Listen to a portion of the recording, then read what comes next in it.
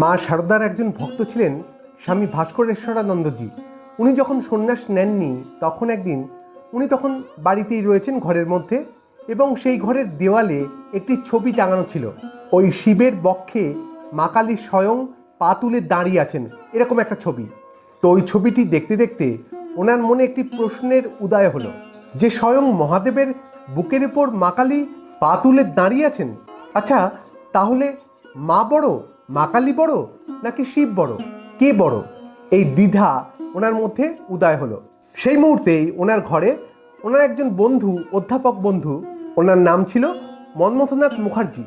উনি আবার তন্ত্রশাস্ত্রে বেশ বিশেষজ্ঞ ছিলেন। উনি এলেন ঘরের মধ্যে। তো ভাস্করেশ্বরানন্দজি বন্ধুকে দেখতে পেয়ে বন্ধুকেই এই দ্বিধার কথাটি জানালেন, এই প্রশ্নটি করলেন, আচ্ছা, শিব বড় নাকি কালী বড়? তুমি কি কিছু বলতে পারবে? তখন বন্ধুটি বললেন, না না, ওরকম কোনো ব্যাপার নয়, বড় ছোটর বিষয় নয়। জানবে, শিব এবং কালী অভেদ। কিন্তু এই প্রশ্নের উত্তর পেয়েও ওনার মন কিছুতেই শান্ত হলো না। ওই সময় ওনার গর্ভধারিণী মা ওই ঘরে প্রবেশ করলেন। তিনি বললেন, তোমরা কি নিয়ে আলোচনা করছো?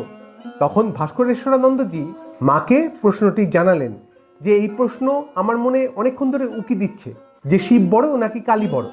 তো ওনার মাও চুপ করে রইলেন। ওনার মায়ের কাছেও কোনো উত্তর ছিল না। এই প্রসঙ্গে বলে রাখি, ওনার মা ছিলেন শ্রীমায়ের মন্ত্র শিষ্যা। তাই ওনারা মিলে ঠিক করলেন যে এই প্রশ্নের উত্তর খোঁজার জন্য মায়ের কাছে যাব, শ্রীমায়ের কাছে যাব। এবং যথারীতি বাগবাজারে মায়ের বাড়িতে ওনারা দুজনে মিলে গেলেন। সেখানে মায়ের ঘরে মা রয়েছেন এবং রয়েছেন গৌরী মা। তো মাকে এই প্রশ্নটা জানাতেই, যে শিব বড় নাকি কালী বড়, এই প্রশ্নটা জানাতেই গৌরীমা একদম সাষ্টাঙ্গে মাকে প্রণাম করতে লাগলেন এবং প্রণাম করতে করতে বলছেন, তুমি মা, তুমি শিব, তুমি শক্তি, তুমি সব কিছু। এইটি আমাদেরকে অন্তর থেকে উপলব্ধি করতে দাও মা। মা কিন্তু কোনো কথাই বলছেন না, তখনও চুপ। বেশ অনেকক্ষণ ধরেই মা মৌন রইলেন। তারপর ভাস্করেশ্বরানন্দজির মা যখন মাকে প্রশ্ন করছেন, আচ্ছা, তুমি কি শিব, তুমি কি কালী, আমাদেরকে বলো মা।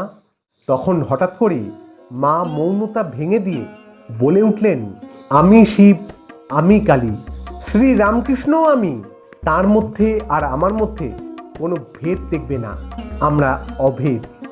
যেন দীপ্ত কণ্ঠে সেদিন মা ঘোষণা করলেন যে ব্রহ্ম আর শক্তি অভেদ, পুরুষ আর প্রকৃতি অভেদ, আদতে একই। ওই কে বড়, এ বড় নাকি ও বড়, এইসব অজ্ঞানতা থেকে আসে, এইসব হীন বুদ্ধি থেকে আসে। আমরা যেন এসবের মধ্যে ফেসে না যাই। আমাদের দরকার শুধু আন্তরিকতা, ব্যাকুলতা। আমাদের দরকার শুধু প্রেম। কে বড় কে ছোট, এইসব খুব হীনবুদ্ধি সম্পন্ন প্রশ্ন। এইসব বিষয়ের মধ্যে আমরা আটকে যাব না। আমাদের মনের মধ্যে যেন এইসব দুর্বিষয় কখনো না উদয় হয়। আমরা জানব ঠাকুর এবং মা, শক্তি এবং শিব অভেদ। এই জেনে ব্যাকুলতায় ঝাঁপ দেব, প্রেমের সাগরে ঝাঁপ দেব। ব্যাস, এটিই আসল। আজ এই পর্যন্ত। আবার দেখা হবে অন্য কোনো আলোচনায়। ভালো থাকবেন, সুস্থ থাকবেন। ধন্যবাদ। জয় মা।